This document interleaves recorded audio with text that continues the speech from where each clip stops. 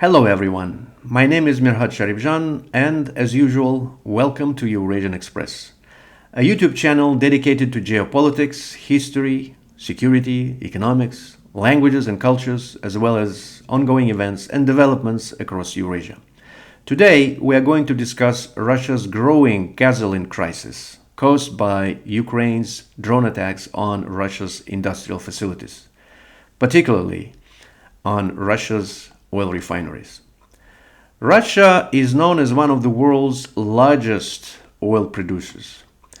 It possesses some of the largest proven oil and natural gas reserves on the planet Earth. So how is it possible that a country extremely rich in oil is beginning to experience gasoline shortages? And that is exactly what is happening.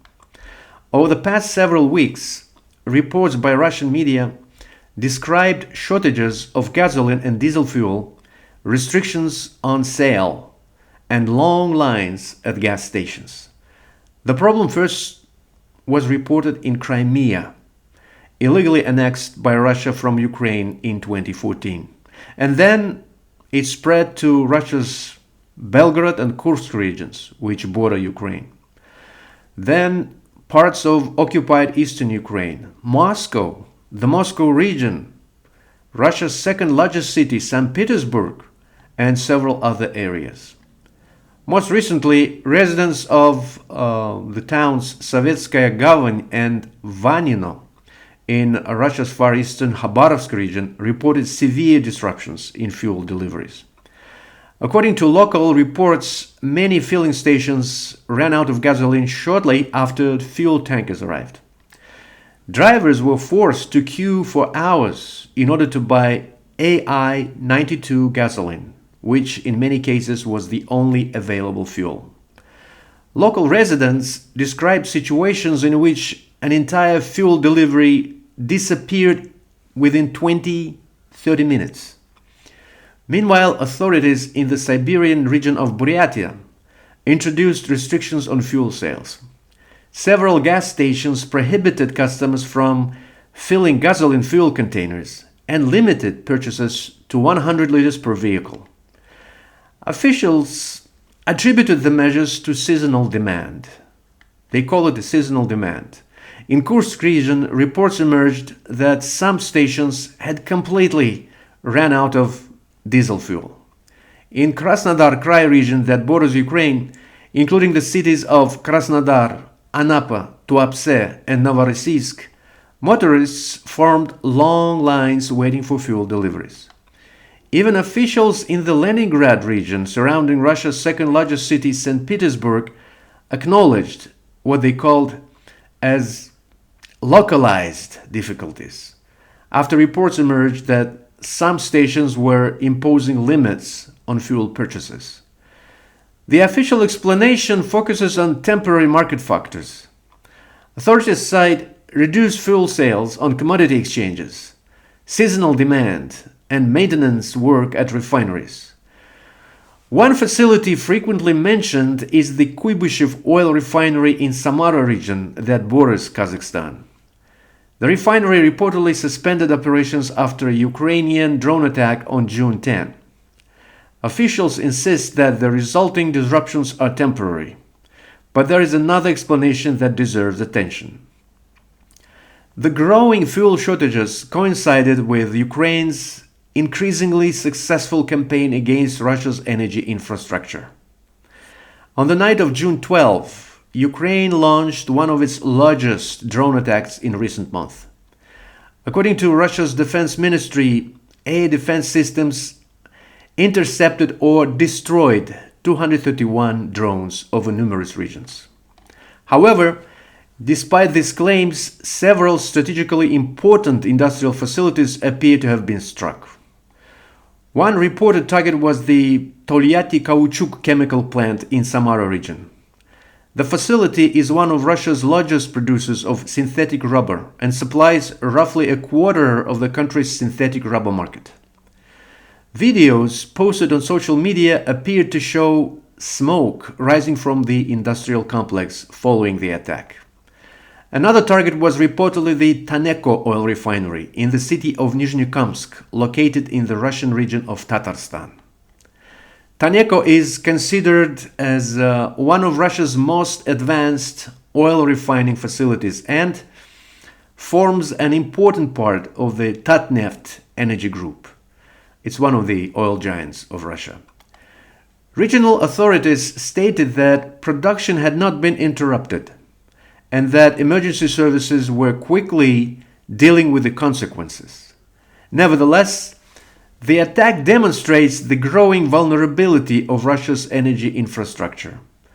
What makes these attacks significant, important, I would say, is not necessarily the immediate physical damage. Even when a refinery or industrial plant remains operational, repeated attacks force operators to suspend activities. Well, they have to conduct inspections, checkups, implement additional security measures, and divert resources toward repairs. As a result, efficiency goes down and costs increase. More importantly, uncertainty spreads throughout the supply chain.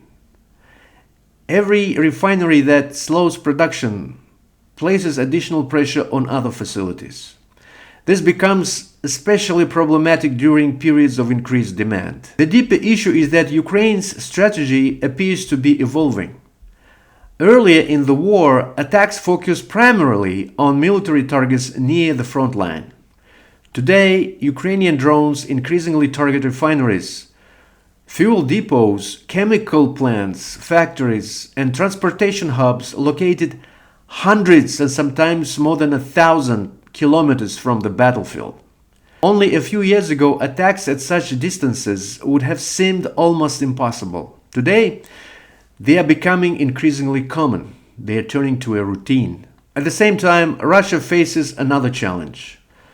Modern refineries require constant maintenance and access to sophisticated technology. Western sanctions have complicated imports of industrial equipment, spare parts, and specialized software needed for repairs, for maintenance. Although Russia has attempted to replace Western suppliers, many experts argue that some technological gaps remain difficult to fill. The war itself creates additional pressures. Military operations consume enormous quantities of fuel. Every tank, every armored vehicle, truck, and aircraft, airplane, helicopter, requires a steady flow of refined petroleum products. As the conflict continues, military demand inevitably competes with the civilian consumption. The Russian government also faces a dilemma regarding exports. Oil and fuel are important exports. They generate substantial revenues. They just help finance government spendings. They help government to support military costs. Moscow, therefore, must balance domestic needs against the desire to maximize export revenues. This balancing act has become increasingly difficult, problematic, and the result is a paradox. Russia continues to produce vast quantities of oil, but local shortages of gasoline and the shortages of diesel are becoming more frequent.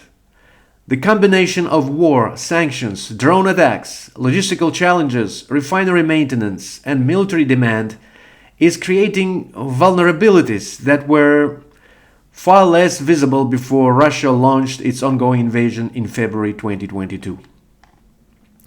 For ordinary Russians, the consequences are already becoming visible. For the Kremlin, the implications are much broader. Reliable fuel supplies are essential not only for civilian transportation, but also for military operations, industrial production, and economic stability. If Ukraine's drone attacks continue and logistical pressures increase, fuel shortages could become one of the most visible domestic consequences of the war. So Russia, that possesses some of the world's largest oil reserves, is increasingly struggling to ensure smooth fuel distribution across its own territory. Time will show if these shortages remain temporary or evolve into a more serious structural problem.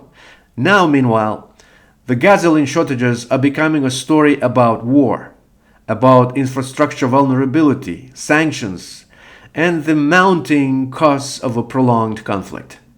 Thank you for watching. If you enjoyed this analysis, please subscribe to Eurasian Express. Like this video, leave your comments below and share it with friends interested in geopolitics and Eurasian affairs. Goodbye, dear friends, and see you in the next episode. До побачення.